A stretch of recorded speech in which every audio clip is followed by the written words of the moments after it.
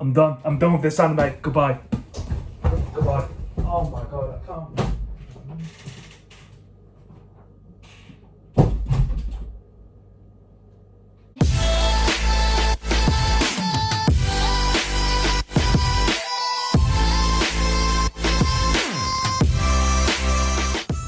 What is up, everyone? It is me, Elusive Al, and welcome back to some more Symphogear reaction videos that I will be, of course, you know, when I do the reaction, it will be redirected towards onto BitChute. As I'm talking, this will be the intro for the YouTube, and then at the end will also be added towards as a YouTube video as well.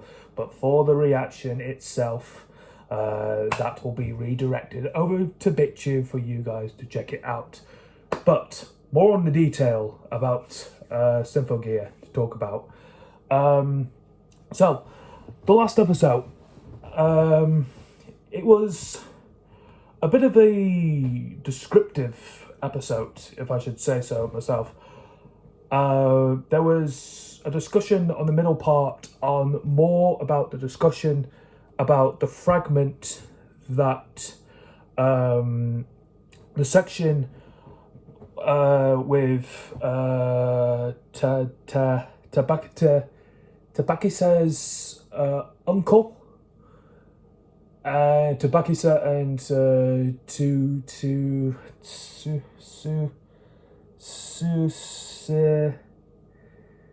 Now I'm forgetting the main protagonist names. All right, never mind about that. But they were talking about the more detailed about the fragments, about the girl that had injected into her, learn more information about it. They were also talking about this sword, which was a Japanese sword, which is an actual urban legend as well. And as well, I want to give a big shout out to this comment user that I have managed to pull out from my iPad here. It's a very old and trusty iPad as well. I've had it for many years, and it's still ongoing onto this point.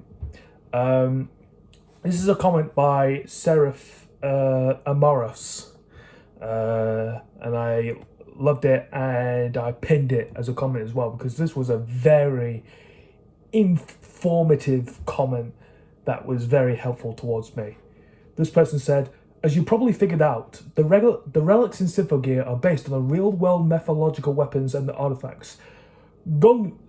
Gunnar is..." Probably pronouncing that wrong. Gunnar is, of course, Odin's spear from Norse mythology. Emi no Hibakari is a sword the Japanese god Susanoo used to slay the eight-headed snake Yamata no Okashi. And the armor that appeared at the end of this episode, the Nanahashiten armor, the armor that that was in the concert and everything, and that was, I think that it was erupted, and then these spawns of noise monsters came out, and we know all the rest from them. So the armor is based on a sacred object given to Moses by God to protect the Israelites from poisonous serpents. Nahoshitin was the relic that they were attempting to activate during the concert in the first episode, as I stated. Apparently, it went missing after the explosion. So yeah, there you go. That was the comment from Seraphina Morris. And yeah, that was a very descriptive information and a very helpful one, as a matter of fact. So yeah, the armor did in fact go missing, but they had to deal with the noise monsters that were out on the battlefield. And when I say battlefield, I meant in the concert. And of course, we all know we all know the rest from there. The relic that I've just told, the fragments of the relic took part, injected into that girl, and the sword, the sword that the Japanese god used to take out the 8-headed serpent and everything. So yeah, there was urban informations there to gather on and all that. So yeah. But apart from that, we're gonna find out what happens in the next episode of Symphogear. We last left on from that I can't even speak English. We last left off with that Nisha 10 armor being fully evolved because it went missing, and that was being found to be fully evolved. So yeah, it went missing, and now it came back, and now it's fully evolved. So there you go. So yeah, I guess without any further ado, we're going to see what this armor can do in action.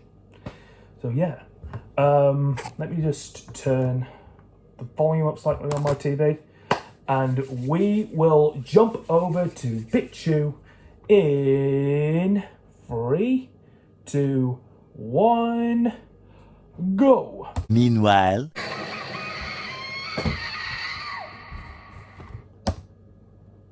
I'm done with this anime. Goodbye. Oh my god, I can't.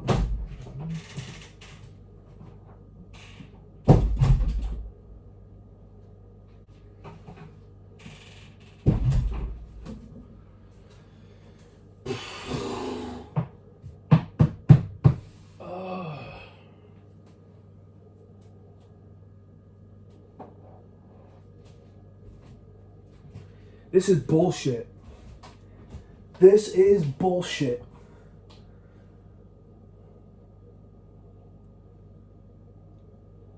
This is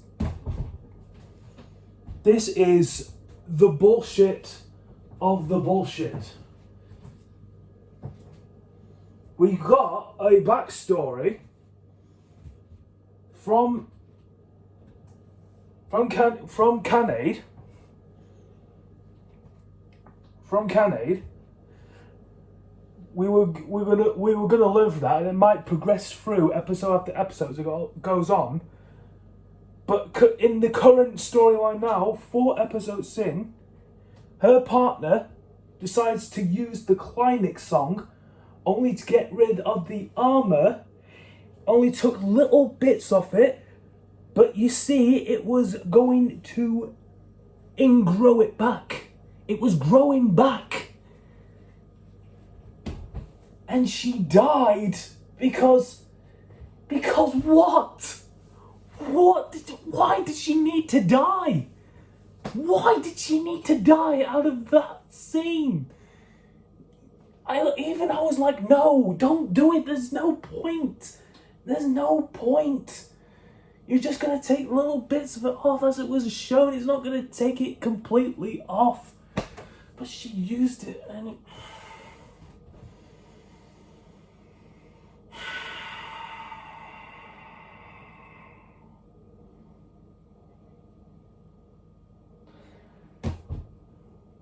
I'm sorry for my rant there. I was so pissed.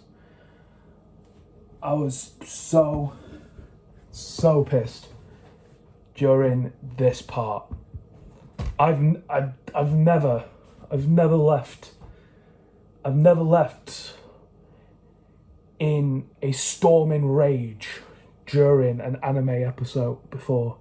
This was absolute bullshit to what I've just witnessed.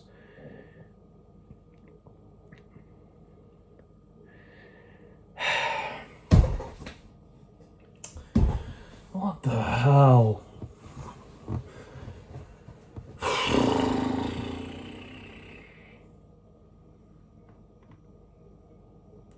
So what next?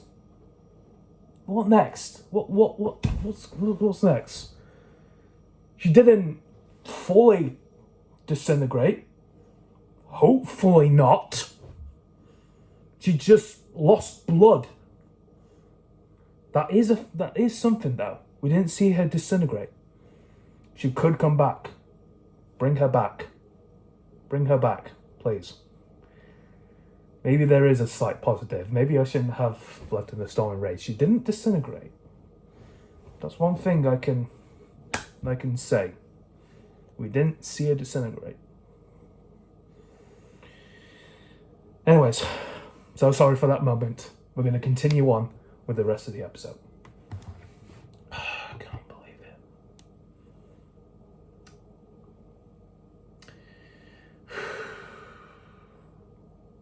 Resuming. 3, 2, 1, go. 20 minutes later. She won't hide anything from her.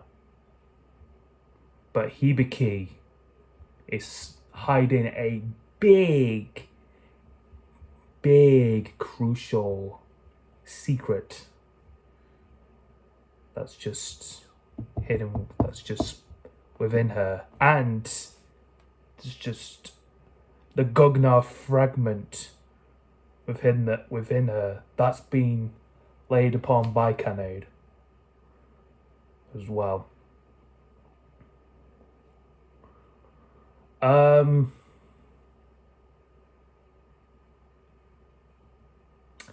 That was episode 4.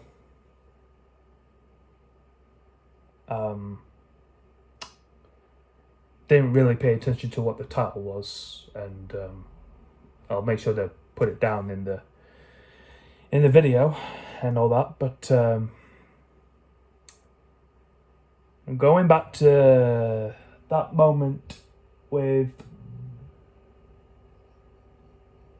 Tsubasa, which I believe is the name, Tsubasa, using her encore song to disintegrate the armor and everything. Even I was like, that's not a wise decision. Even I was like, no, don't do it. No, you don't know what you're doing. She used it.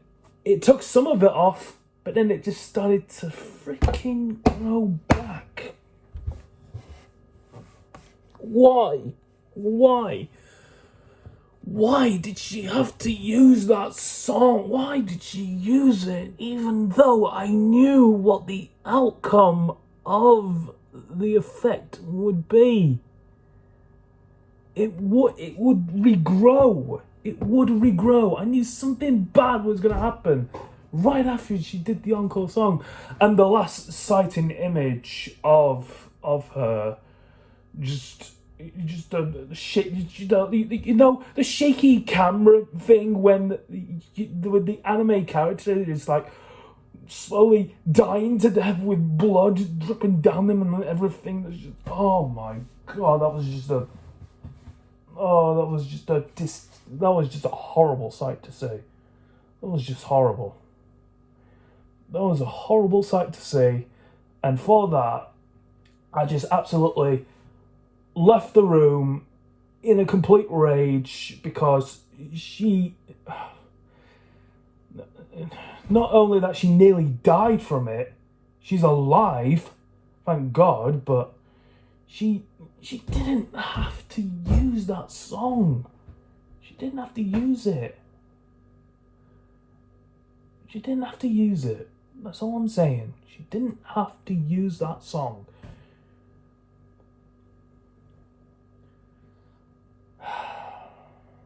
What? For her to retreat like she did? Surely there was another way that could have made her retreat. Surely. You couldn't defeat the armor. But to lay it on an encore song that nearly took her own life away.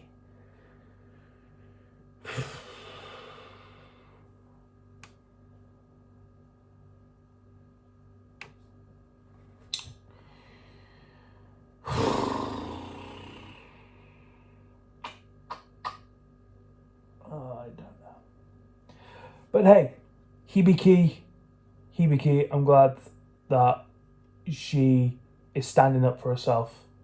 She wants to protect the things that she wants to protect, even from her friend Miku as well.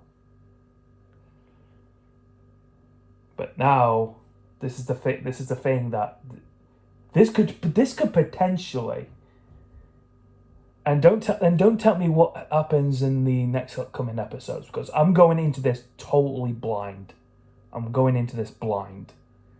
And I just hate spoilers that I am watching, that I'm invested in, including Symphogear.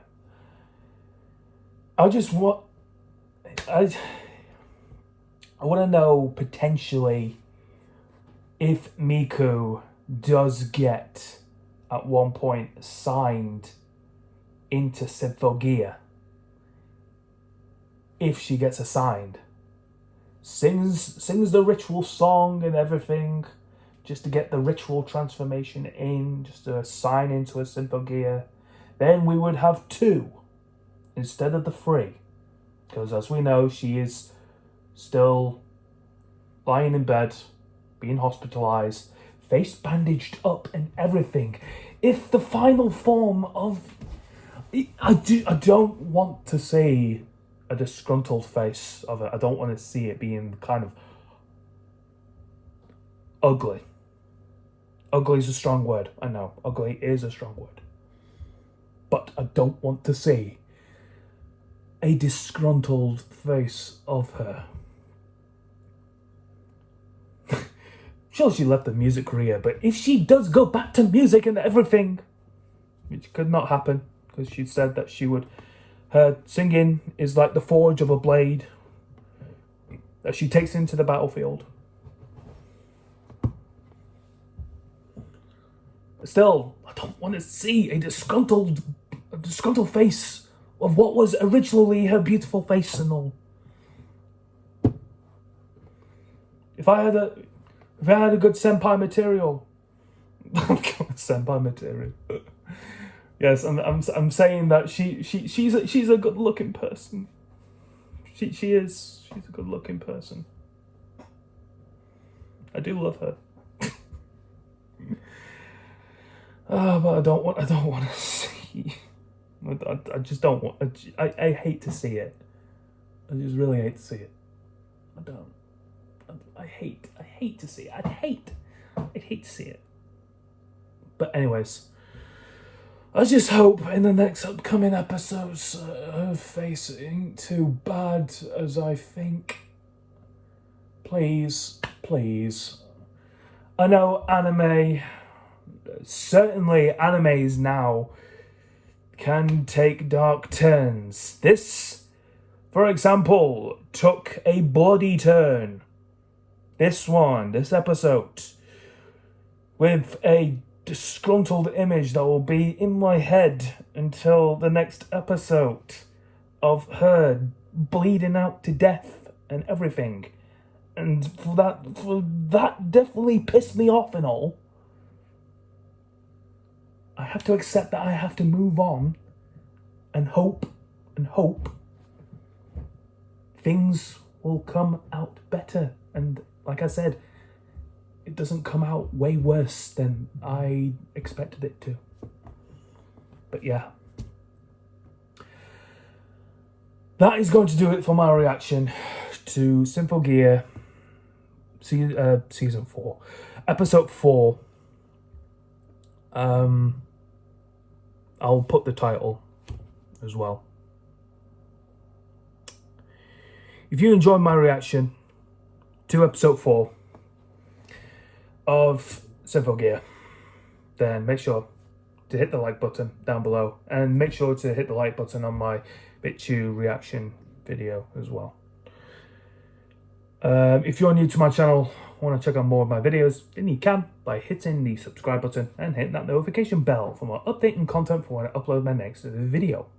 My Twitter page is @elusiveal21. My BitChew is also called elusiveal that you've just checked out. Consider subscribing there as well if you want. If you have a BitChew account yourself. My Instagram is FurnaceTime17, and finally my TikTok is @elusiveal2. Thank you very much, everyone, for watching my reaction video. And until next time, I'll see you all in the next video. Here's hoping. Pray for Tsubasa, at least. Tsubasa. My blue head angel. Yeah, my blue head angel. Make sure she gets out all right. Make sure, please. Make sure she gets out all right. And I'll see you all in the next episode. See ya. Absolute. What the frig, man?